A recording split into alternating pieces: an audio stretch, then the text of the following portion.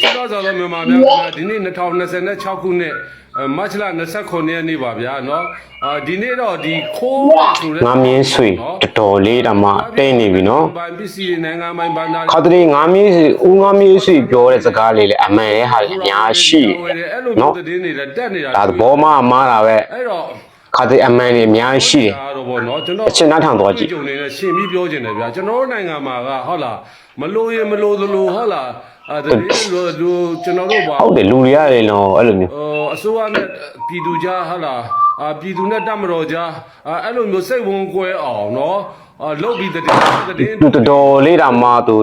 ပောက်ကွဲနေတာဒီမှာကျွန်တော်ကိုတွေ့ပဲပြောမယ်နော်တည်းမှတည်းတူရဒါဖေဖော်ဝါရီ25ရက်နေ့ကျွန်တော်မော်လမြိုင်းနေမြစ်ကြီးနားတိညညလမ်းလျှောက်တယ်ဗျာနော်အဲ့ဒီမှာကျွန်တော်ခါးလာပြီးခါးကြီးပေါင်းကလည်းဖြစ်နေတော့ခါးနာပြီးတော့ဗျာကျွန်တော်တော်တော်လေးကြိတ်မိတ်ပြီးတော့ဗောနော်ရှောက်ခဲ့ရတယ်ဗျာနော်တချို့နေရာတွေဆိုဗျာဘယ်လိုပြောမလဲဆိုတနာယူတမိုင်လောက်တော့မသွားချင်ဘူးဗျာနားနဲ့ရှောက်တယ်ခံစားပြီးရှောက်ခဲ့ရတယ်ဗျာနော်ဆေးရုံတွေလည်းတက်ကူလိုက်ဆေးတွေထိုးလိုက်အဲ့လိုလုပ်ခဲ့ရတယ်ဗျာအဲ့ဒါကိုဒါမဲ့ဦးမေးဆွေဦးငါမေးဆွေပြောပြချင်တာကလည်းညချမ်းကြီးလမ်းရှောင်းနေတဲ့တွေ့ကြမလို့လေးလဲလေးစားပါတယ်ဒါပေမဲ့ရှောင်းနေလဲဘာမှမထူပင်ပန်းရပဲရှိတယ်နော်အဝါရောင်မှာဦးငါမေးဆွေအသေးတာထက်သွားအောင်ပါနော်ညချမ်းကြီးရောရမှာမဟုတ်မျိုးကလည်းအခုလောလောဆယ်မြန်မာပြည်အဲ့ဒါပြောပြချင်တယ်လေးစားပါတယ်ကားရဲ့ဟိုပတ်ဝန်းကျင်မှာကြည့်လိုက်လဲဆိုင်းဘုတ်တွေမှာထိုင်းနိုင်ငံဖုန်းနံပါတ်တွေနောက်ကားလည်းကြည့်လိုက်တော့လက်ဝဲကတ်မောင်းတယ်နော်ရင်ကျော်ကလောက်တော့နော်မြန်မာပြည်မှာပောက်ကွဲတော့ဗောသူလည်း AI နဲ့လောက်တော့ဆိုငေးရအခုကဘယ်လိုပြောမှလားဒီတည်င်းတွေက AI ထည့်ပြီးAI တိုးလာလေနော်အဲ့ဒီလိုဗျာနော်တည်င်းတွေကဟောဖြစ်လာလေပဲခါတလေကျွန်တော်တို့တည်င်းကဘယ်လိုလဲကျွန်တော်တို့ကမခါကျခွဲချလို့မတက်ဖြစ်တဲ့ AI ခက်ဆိုတော့လူတွေလည်းလူလေးပဲဟိုတမျိုးထင်သွားအောင်နော်အထင်အလွဲမှဖြစ်အောင်လုံးကြတာနော်အဲ့ဒီမှာသူဟာညချရေးခီးထဆောက်နော်သူကိုယ်တိုင် TikTok ဆက်ပြီးဆိုတော့သူကိုယ်တိုင်ငါကားခိုးစီးပါစတာအင်စီတတာပြီးတော့မလားအဲ့ဒီလိုဗျာဒီနေ့သူတင်လာတာကျွန်တော်တွေးလိုက်တယ်ဦးငါမင်းရှိဖန်ခန့်သေးတဲ့သူပြောထားဒီကောင်လည်းနည်းနည်းလွန်တာငါမင်းရှိဖန်လိုက်ပြီးဘာတည်းတမမဟုတ်ဘာမိသူမှဘာထောက်ထားလဲရှိတယ်မဟုတ်လိုက်ရှင်မဲ့တည်းတမလေးသူတို့တည်းကိုကြည့်ပြီးတော့ချုပ်ပြီးသူတို့တွေလည်းဘယ်လိုပြောမလဲဝီဝါရာတွေဖြစ်ကုန်ကြရရှိကျွန်တော်တော့ဒီနေ့ကြည့်လိုက်တဲ့တော်ဟာဘယ်လိုလဲအများကြီးဗျာငါမျိုးဆွေဖန်ခါတည်တဲ့ဆိုတော့အေးဟိုလည်းစိတ်ဝင်စားတာပေါ့အဲ့တော့ဒီခက်တဲ့တွေမှာသွားကြည့်တယ်ဘာမှမတွေ့ဘူးဒီခုနပြောတဲ့ဒီ MC တက်သားဆိုတဲ့ကောင်ဘယ်နေရာရောက်ပြီးဘယ်နေရာရောက်ပြီးเนาะတည်င်းမှတ်တမ်းတွေဓာတ်ပုံတွေအကုန်ပို့နေရတာဗျာเนาะဒါနော်ကျွန်တော်တို့ကဟုတ်တယ်လောက်တာနော်ဒီဟာဟိုကျွန်တော်ဒီမားတွေထုတ်ပြန်ပါနဲ့လို့နော်အဲ့လိုမျိုးဟိုကားခိုးစီဟိုတင်လိုက်လို့ follower နဲ့ follower တွေအသေးလေးနဲ့ရတာနဲ့ပါအဲ့လိုမလုပ်ကြပါနဲ့နော်အဲ့လေးပဲချစ်တယ်အမှန်တရားအတွက်လှုပ်နေပြီဆိုတော့အမှန်လေးပဲလုပ်ချင်တယ်ကျွန်တော်တို့ဒီလိုပဲကျွန်တော်တို့ online ထဲမှာလည်းအမှန်တရားလောက်တဲ့ကြောင့်အမှန်လေးပဲပြောသိချင်တယ်ဒီအပိုးလေးမပြောချင်ဘူးခိုးစီဖို့စိတ်လည်းမရှိပါဘူးဗျာပြည်သူကိုလိန်လည်နဲ့ပြဖို့ခင်ဗျအဲ့ဒါကိုမရအောင်ခိုးစီလို့ပြောရုံတဲ့လူတွေကလည်းရှိဦးငါမင်းစီဆိုပြောတဲ့စကားလည်းနော်ကျွန်တော်တို့ပြည်သူတွေနားထောင်ကြည့်နော်ဘောမမားတာစစ်ကောက်စီထောက်တာခါစစ်ကောက်စီလည်းသူကြောက်တာပဲနော်အဲ့လိုလုပ်ကြတာအဲ့တော့ဟုတ်လားခါတည်းသူစစ်ကောက်စီပြောတာပဲအတေဟာကိုလည်းလက်တော့ချစ်သိတာထားတယ်နော်တရားရုံးကအမိတ်ချမှာကိုကြီးကဗလိလောတာလားမသိဘူးဗလိလောရမယ်သူအောင်ဝညာကောင်းသေးတယ်ဖိုးတယ်ဒီလူကတော့အာဂတိလိုက်စားတယ်ဒါကအဲ့လိုမှနော်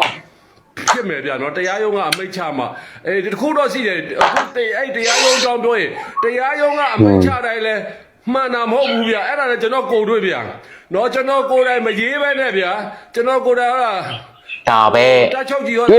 ကြီးခဲ့ဗိုလ်ချုပ်မှုကြီးမင်းအောင်လိုက်ဟိုဟုတ်လားလှောင်ပြောင်တရောရေးပါတယ်ဆိုပြီးတော့နော်အကောက်တုကရေးတာဗျာအဲ့ဒါအကောက်တုကဗိုလ်ချုပ်မှုကြီးမင်းအောင်လိုက်လှောင်ပြောင်တရောရေးတာကိုငါမင်းဆွေကရေးပါတယ်ဆိုပြီးတော့တရားစွဲနော်တရားစွဲရဲတပ်ဖွဲ့ကတရားစွဲနော်ဥပဒေနဲ့ရဲတပ်ဖွဲ့ကတရားစွဲပြီးတော့တရားရုံးပို့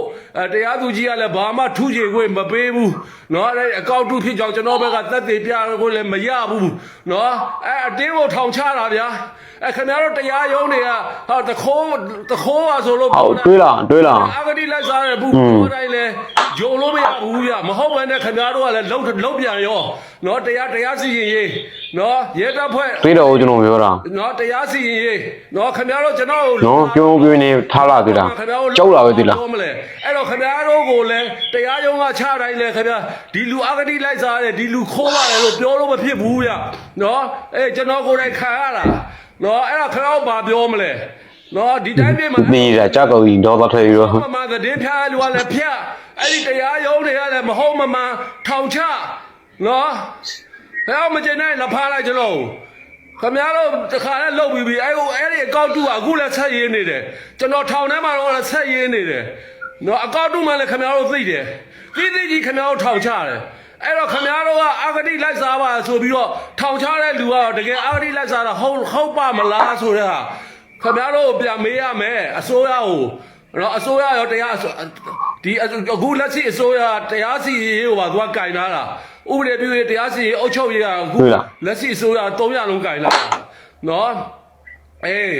ပြောတော့နော် ဗျာတိုင်းပြည်မှာ စစ်ကောင်စီဘောမားတာပဲနော် ဟိုလူခိုးပါတယ်ဒီလူခိုးပါတယ်တဲ့တဲ့အတုတွေမထုတ်လွှင့်နဲ့เนาะကျွန်တော်ကားမခိုးစီးပဲနဲ့ကျွန်တော်ဒီလောက်ခဲစစ်ဟုတ်လားချိန်မဲ့ပြီးမိုင်900ကိုကျွန်တော်လမ်းလျှောက်ခဲ့တာတော့ကျွန်တော်ကားခိုးစီးတယ်ဆိုင်ကယ်ခိုးစီးတယ်မရှိတဲ့မြင်းလဲပါခိုးစီးရဆိုပြီးပြောအဲ့ MC သားเนาะကျွန်တော်ထောက်တယ် အေးတယ်ကွာ ငါနေဖမ်းလိုက်တယ်ထောင်ချလိုက်ပြီးပြောပြန် AI ကလည်းလွန်တယ် AI ကလည်းဟုတ်တယ် AI ကတရားဆိုရမှာ နော်တရားရုံးတွေကလည်းမဟုတ်မမှန်ထောင်ချခင်ဗျားတို့တရားရုံးကထောင်ချတယ်လေအဲ့လူဟာဟုတ်လားတကယ်အပြစ်ရှိကြီးမှရှိတာဗျဒီခေတ်ကြီးမှာနော်အဲ့ဒါပဲကျွန်တော်ပြောချင်တယ်ခင်ဗျားတို့အားလုံးမကောင်းတဲ့မဟုတ်တဲ့ပြင်ညခင်ဗျားတို့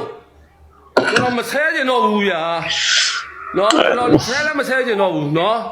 အေးနော်ဒါပေမဲ့ကျွန်တော်တို့အကြမ်းမဖက်လမ်းစဉ်ပဲခင်ဗျားတို့လည်းအကြမ်းဖက်မှာမဟုတ်ဘူးအကြမ်းဖက်တာလည်းအာမပေးဘူးနော်အကြမ်းမဖက်လမ်းစဉ်နဲ့ပဲခင်ဗျားတို့ပြောသွားမယ်ပြုပြင်သွားမယ်နော်အကြမ်းမဖက်လမ်းစဉ်နဲ့ပဲငြိမ်းချမ်းစွာအတူနေထိုင်သွားမယ်ဟုတ်ကဲ့ငြိမ်းချမ်းစွာအတူနေကြမယ်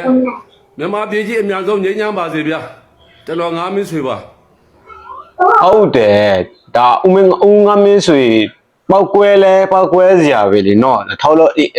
AI နဲ့တွားလို့သူလည်းတွားလို့ AI ကလည်းလုပ်ပေး AI ပါတရားဆွဲရမှာနော်ဘာဖြစ်လို့ AI ကတော်တော်ဆိုးနေတယ်တည်င်းမာလားတည်င်းမာလားမသိဘူး AI ကတော့ခလို့လုပ်ပေးလိုက်တာပဲ AI ပါတရားဆွဲရမှာနော်ကျွန်တော်တို့တွေက AI ပါတရားဆွဲလို့တိတ်ပြီးတော့ကျွန်တော်ထင်တယ်ခါတလေကိုတာမဟာဘယ်လိုလဲမသိဘူးကိုတော့ပဲကြောင်သွားတယ်နေ့လေကတော့ကျွန်တော်ပြောနေ့လေကတော့ MC တသားတရားကနေပြီးတော့သူ့ရဲ့ Facebook စာမျက်နှာမှာရောဒီသူ့ရဲ့ TikTok မှာရောတင်လိုက်တယ်အဲ့ဒီကလည်းစာပိုးကြီးပါဒီကလည်းဘာတွေပဲ shop ပြောနေမသိခါတလေလည်းကျွန်တော်တို့ online မှာချက်ချင်းတယ်စာဖောင်းထူးနေတာပဲသူ့ကိုသူတရေမားလို့ပါတယ်လို့နဲ့တော့သူများပြောပြတဲ့စကားတွေနဲ့ Facebook က live ပေါ်ကကြည့်ပြီးလို့ရှိရင်တရေရေးတဲ့အဲ့ဒီမှာကျွန်တော်တို့ပြည်သူလူထုတွေကလည်းစိတ်ဝင်စားတယ်ဗျာနိုင်ငံရေးနဲ့ပတ်သက်လာလို့ရှိရင်နိုင်ငံရေးစိတ်ဝင်စားတဲ့ပြည်သူတွေစိတ်ဝင်စားကြတယ်အဲ့တော့တရေမားတွေကြည့်ပြီးလို့ရှိရင်ကိုလေလာမေးကိုလေမားဘာမသိပြဖြေဖို့လည်းမသိဘူးမသိဘာမသိအဲ့လိုမျိုးဒါအခုငါမစ်ဆွေပြောတာရှင်းလေးပဲသူလည်းဖမ်းမခံသေးဘူးဒါတက်သူတို့တရေမားတွေထုတ်လွှတ်တာဖြစ်တယ်ဒီလိုမျိုးထုတ်လွှတ်တာဘယ်သူကျွမ်းရှိတယ်ဘာမှမကျွမ်းရဘူးဆောက်ရှိကွဲတာပဲရှိတော့ဗျာဟုတ်တော့ဒီတရေမားပြောတဲ့သူရဲ့ဆောက်ရှိတွေကွဲသွားရပြီဘယ်လိုရမှာလဲသူတရေထုတ်ပြန်ပေးတာထားလိုက်တရေထုတ်ပြန်ပေးတယ်ကျေးဇူးတင်ပါတယ်ဒါပေမဲ့တရေထုတ်ပြန်ပေးတဲ့သူကခုလိုမျိုးပေါ်လာတော့ဆောက်ရှိကွဲပြီပေါ့မဟုတ်တာနော်အဲ့တော့ပြတာတရှိယူတာမဟုတ်ပြောပြတာအခုကအရန်ရေးကြီးတဲ့လက်ချိန်ဖြစ်နေကြမလို့ကျွန်တော်တို့ online တည်င်းလေးမှာဒီလိုပဲတည်င်းအမားကြီးထုတ်လုပ်တယ်ကျွန်တော်တို့တည်င်းမီဒီယာအစိတ်ဓာတ်ထုတ်လုပ်တာမဟုတ်ဘူးနော်ပြောတာမဟုတ်ဘူးပပန်း40ပြောနေတဲ့ကောင်တွေကပြောတာဘုံနာမှာဘာဖြစ်တယ်AI နဲ့လောက်ဒီကလေးပြည်သူက chef တဲ့တွေ့တဲ့သူကြီးကမလာမေးစိတ်ဝင်စားလာမေးဒီနေရာမှာဖြတ်ဒီလိုပဲလားဟိုနေရာမှာဖြတ်ဒီလိုပဲလားကျွန်တော်တို့ကဘာမှမသိရဘူးအဲ့လိုမျိုးဖြစ်တယ်အဲ့လို